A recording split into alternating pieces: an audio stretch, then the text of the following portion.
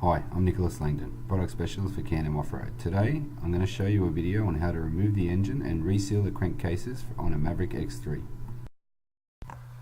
First off, we'll remove the whole rear subsection in one piece. Open both doors and undo the two screws on each side for the rear fenders. Undo the inner screw for the rear fender. Undo your tail light harnesses. Undo your roll cage cover screws and remove it. Undo the 4 bolts holding the rear cage section. Undo the 4 torque screws holding the rear upper deck. And undo the 2 screws holding the muffler cover. I also removed the left-hand shock absorber. Grab either side, lift the rear section up and gently lay it down onto the floor. Remove the lower hose and clamp from the water bottle. Remove this water hose from the T-piece. Come around to the side, disconnect your 2 main cooling lines from the engine.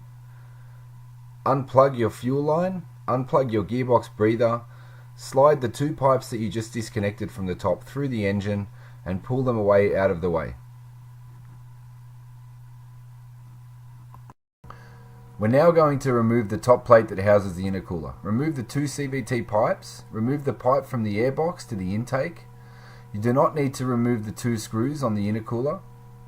Remove the 2 screws on the frame.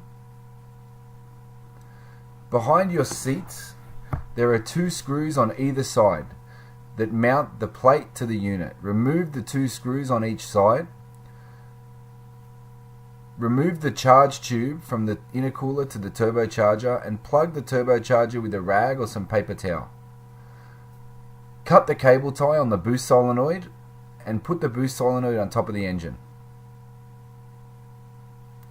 Remove the charge tube on the right hand side from the intercooler that goes to the intake. Remove the water bottle from the top plate and push it back down through the top plate and sit it on top of the engine.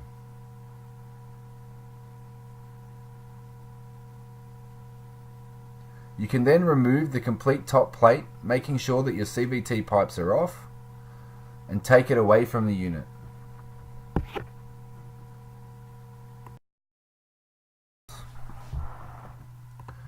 We will now remove the CVT cover. Loosen the drive and driven pulley bolts. Take your clutch puller tool on the drive pulley and release the drive pulley from the engine.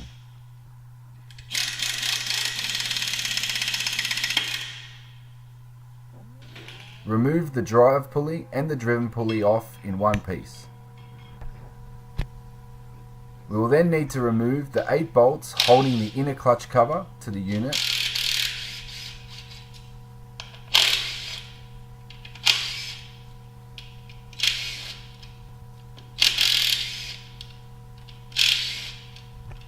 Once you have removed the 8 bolts, remove the inner clutch cover from the gearbox and the engine.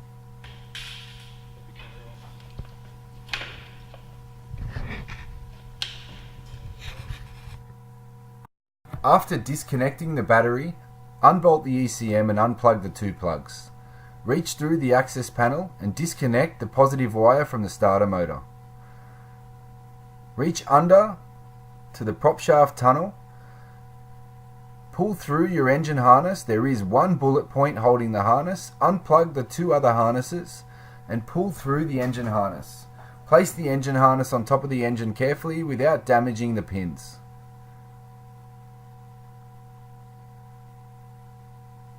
We will now unbolt the muffler. Undo the 2 bolts either side holding the muffler. Undo the 4 bolts holding the heat shield. Undo the V-band clamp. Unplug the oxygen sensor.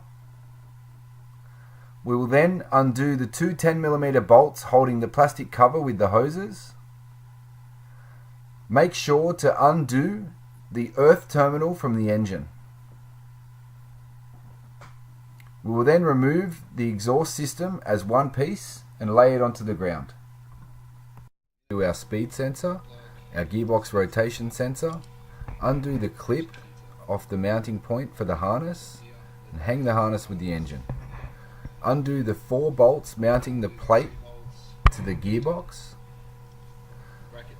Undo your main engine mount, undo your 4-wheel drive actuator and pull the plug through the hole. Disconnect the single clear plug on top of the gearbox. We need to undo 1, 2 and the 3rd one above from the engine. Disconnect your stator wire from the voltage regulator. I put a strap around underneath the intake and underneath the exhaust manifolds to lift the engine. Slowly lift the engine out of the unit, ready to reseal.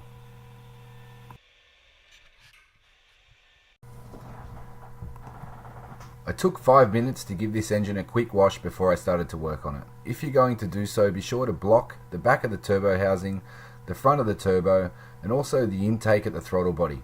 We already blocked the top of the turbo on the engine removal. Also block your cooling pipes coming out of the mag cover. I drain the oil at the same time. The area that we are seeing the leaks on the engine are underneath the starter motor in between the 2 crankcases. You can view this before removing the engine by looking through the service panel in between the seats. We will need to remove the magneto cover from the engine to split the cases. You will need to undo your bolts around the outside edge of the magneto cover and the water pump to remove it. Behind the oil cooler are 2 extra bolts. You also need to remove the PTO cover from the front of the engine. We will need to remove the oil tank from the side of the engine so we can split the cases. Then we will need to remove the lower pan from the engine. There are 16 bolts holding the lower pan. I have also removed the small plug to let the engine oil drain whilst I am working on the engine.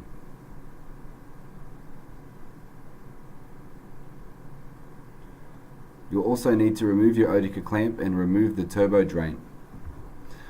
To remove the oil tank, you will need to remove the intake manifold. I have also removed the oil dipstick to remove it out of the way. Unplug your fuel injectors and undo your intake manifold from the engine.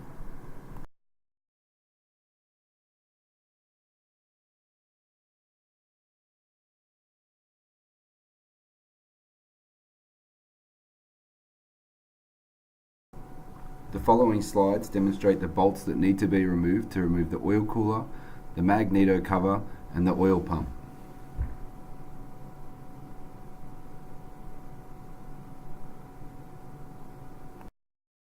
You will then need to remove the following screws to split the cases in half. Do this in order by number. Once you have done the 14 screws, you will then need to remove the 9mm stretch bolts holding the 2 cases together. Also do this in order.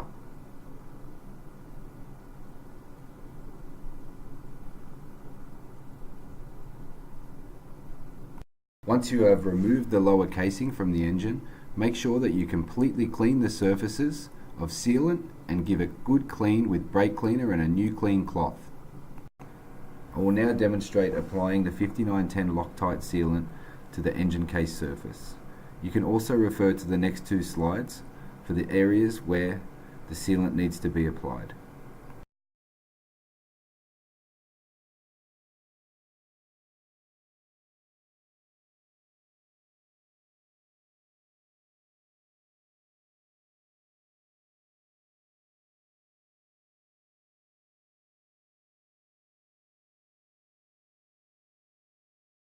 Now we have our sealant applied to the lower crankcase half.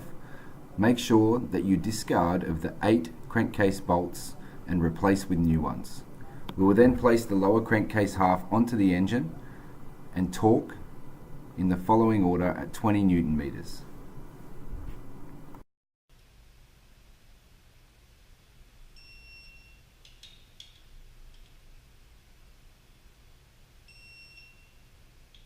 Now we have completed step A, we will follow step B and torque the bolts an additional 150 degrees in the same order.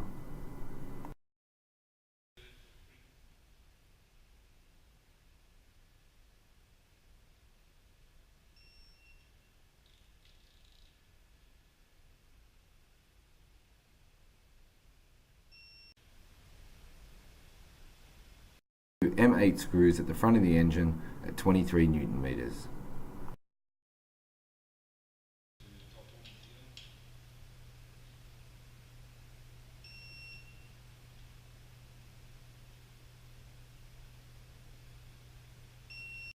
We will then torque our M6 screws to 9 Newton meters in the following order.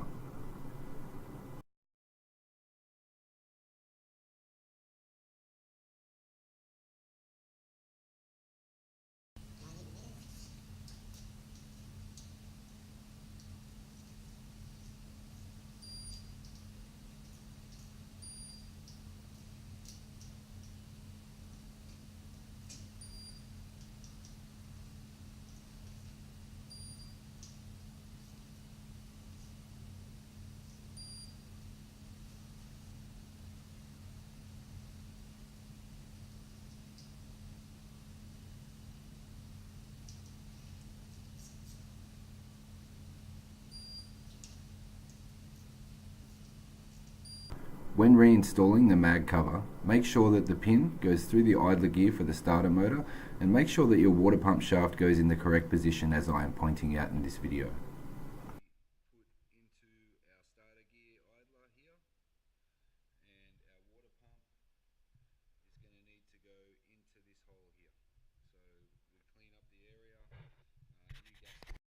Thank you for taking the time to view this video. When reinstalling the engine, follow the reverse procedure that was shown in this video. If unsure, always refer to the workshop manual.